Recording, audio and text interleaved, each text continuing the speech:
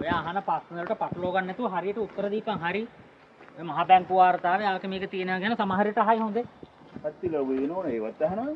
එතකොට ඔය දලදේශීය නිෂ්පාදනය ගැන වගේ ඇහුවොත් හරියට මම කියලා දීපු විදිහට උත්තර දීපන් හොඳේ. කළු මාමේ ඔය ඕන කරන අඩුම කුරුම මල්ලේ දාගත්තයි.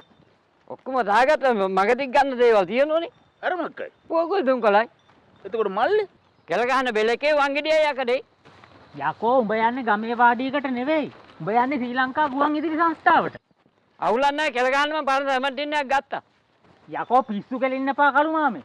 උඹලා ගුවන් විදුලියේ මැදිරියට ගිහිල්ලා බුලත් ඉර කන්නේ කෙල ගහන්නේ ගත්තම අර නෝන මයික් එකෙම කරලා බොලා අඹව ගනීවි.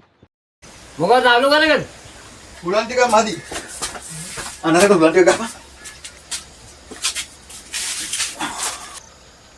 යපතේ අන්තරම කලා අපිටනේ. කියලා වැඩක් නැහැ හොඳේ. තෙල් පොලි වල මරා ගන්නව කොල්ලෝ. යන්දර කලින් අපි කට කැඩනම් කිව්වනේ ඕ. කාට ඒ කියන්නේ? 100ට 3 නෙවෙයි. 100ට එක වුණත් මගේ බල්ලවත්. පස්සෙන් පිටනම් ඡන්දයක් දෙන්න දෙයියන් පවදේ. මුන් එක පුළුවන් ඒ රටවල් හදන්න. කොහොමයි? අපිට නෝ බැන බැන හිටිය රතුවලිය කියලා. දැන් මොනාලිත් දන්නේ නැහැ. අන්තිමට ළමයි නැහැ කීපයකට පත්තිම දෙන්නුනානේ. තනිකර දේවසාපයක් හොඳේ.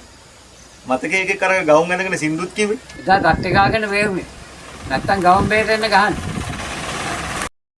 සාන්තපොතේ ගඩටම නෙළුවයි. නැත්තේමත් නෑ. දෙක තුන වදිද්දි මම පෙරලගෙන පැන ගත්තා. ඔයත් දැන් හොඳටම පුරුදු වැඩේනේ. මොන වැඩේ? දෙක තුන වදිද්දි පයවල දුවන වැඩේ. අය මගේ කුණු හබ්බා ගන්න නැතුව ඉන්නෝ කරු මාමේ. මිනිහෙකුට කොලොප්පන් කරනකොට අඩු ගානේ මේ මිනිහාගේ වයස ගැන හරි හිතලා බලපන්. අනික මිනිහෙක් වැටුණාට පස්සේ කොලොප්පන් කරන්න එන්න එපා හොඳේ. නැකිටෝලේ කරන්න ඕන.